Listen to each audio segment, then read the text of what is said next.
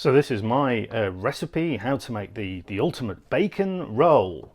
So to start off with, the roll, that's the first thing we've got to do, because I'm using these Paul Hollywood crusty rolls which are part baked but they need warming up in the oven. So I'm going to turn the oven on, nice hot 200 degrees, just over 200. It's a fan assisted oven, so it recommends 220, 200 for a fan assisted oven. It needs to be nice and hot. But the first thing we need to do is actually open the packet. And here's what the a roll looks like. So that's one of the part baked rolls. It's got a nice lattice on top. One thing to do with this as well is just actually pre-wet the surface with a little bit of water.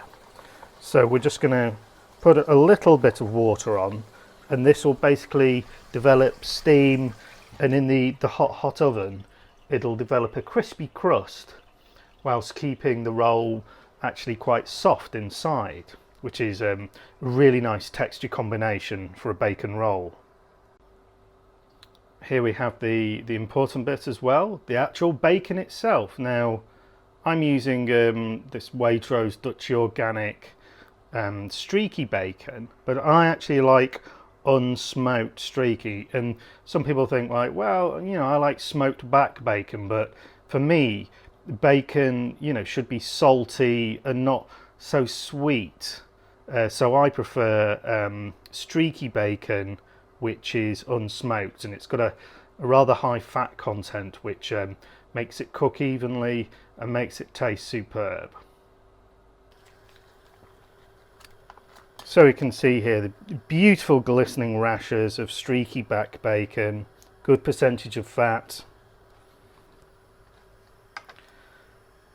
We're just warming a pan up here on a really very sort of high heat.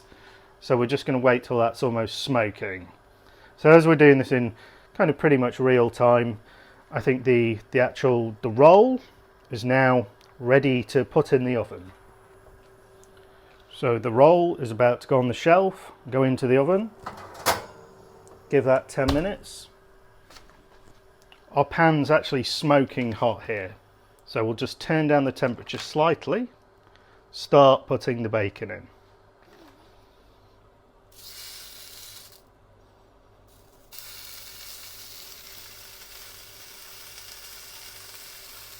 It's actually quite long, but it will, because it's streaky bacon, it will kind of curl up a little bit and shrink quite a bit. I mean, this bacon has not got a high kind of water content, so it won't shrink massively, and hopefully no sort of white mush should come out. There we go, the bacon frying away. So there we have 4 rashers of the streaky bacon, slightly better arranged, all sort of frying away. And just to reiterate, I'm dry frying this. There's no oil in there because of the high fat content of the streaky bacon itself. So from time to time I like to just pat down the actual bacon with a spatula, just so we get good surface contact at the bottom of the pan and it really starts to crisp. And generally, don't be sort of messing with it too much. You can just pretty much like leave it on one side, make sure that's cooked through, starting to go crispy, then you can turn it.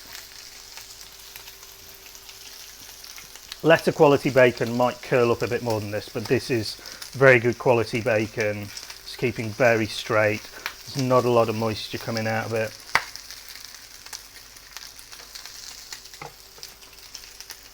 And what I'm going to do is just lift up one of the rashers, see how it's getting on. That's crisping nicely, not quite done. And all the time just using your common sense, regulating the temperature of the pan. So, I mean, you do want it pretty hot, but if it starts to smoke too much, turn the temperature down, and of course have extractor fans on, or, you know, your smoke alarm out of the way. So now I think it's about time to turn the bacon. So you can see that bacon, it's lovely and crispy on the other side. Just turn that over. Oh yeah, that looks amazing. Look at that. Beautiful crispy bacon. Just pat it down a little bit with the spatula just to stop any curling, just help contact with the base of the pan, get that heat running all the way through the meat. So we're going to get crispy on both sides. And actually I'm just going to turn the heat down to minimum. And people often argue, what's the best sauce to put on a bacon roll or a bacon butty? And a lot of people like tomato ketchup, HP sauce, which is a kind of dark, fruity, slightly spicy sauce. But I actually, controversially, just like mayonnaise. And I use this really nice, delicious French mayonnaise. It's made with free-range eggs. It's got a very eggy flavour, and it really complements the bacon well. So it's like bacon and egg, but without having an actual egg. It's just the sauce. And to add more flavour as well, I'm using this really luxurious Guernsey dairy butter, which is slightly salted. So we've taken the roll out of the oven. Here it is. You can see it's crispy on the outside. Now we're going to prepare the sandwich. So get a sharp knife, cut the roll in two,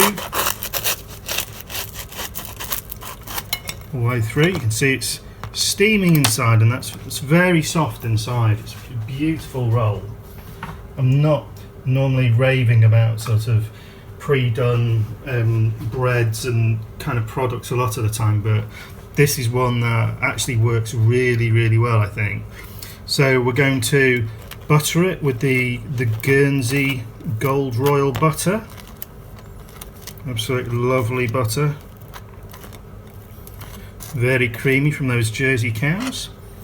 And also apply a little bit of this French free-range egg mayonnaise to it. Not too much.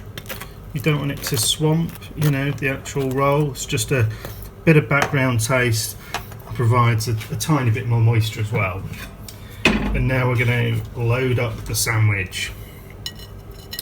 So quite often what I like to do is sometimes use a pair of scissors as like tongs and a cutting device as well. So I can put the bacon on, lift it out of the pan with the scissors, and then trim it down to length, because it's quite rare that you'll get bacon which is the exact size of a sandwich, but we're being very generous with the bacon here. You know, it's all about the meat. Put the top back on there, and then just clean off the plate a little bit, and there you have it, a beautiful English bacon sandwich made with streaky back bacon and a Paul Hollywood crusty roll.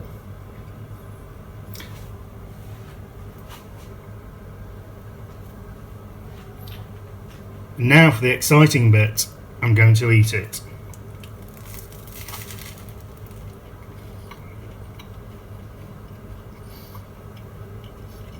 Yeah, that's really good. You could really taste the bacon, the mayonnaise, the crispiness, but the softness of the roll. Shouldn't really speak with my mouth full, but it's absolutely bloody gorgeous. I recommend you try it, or perhaps leave one of your recipes down below in the comments.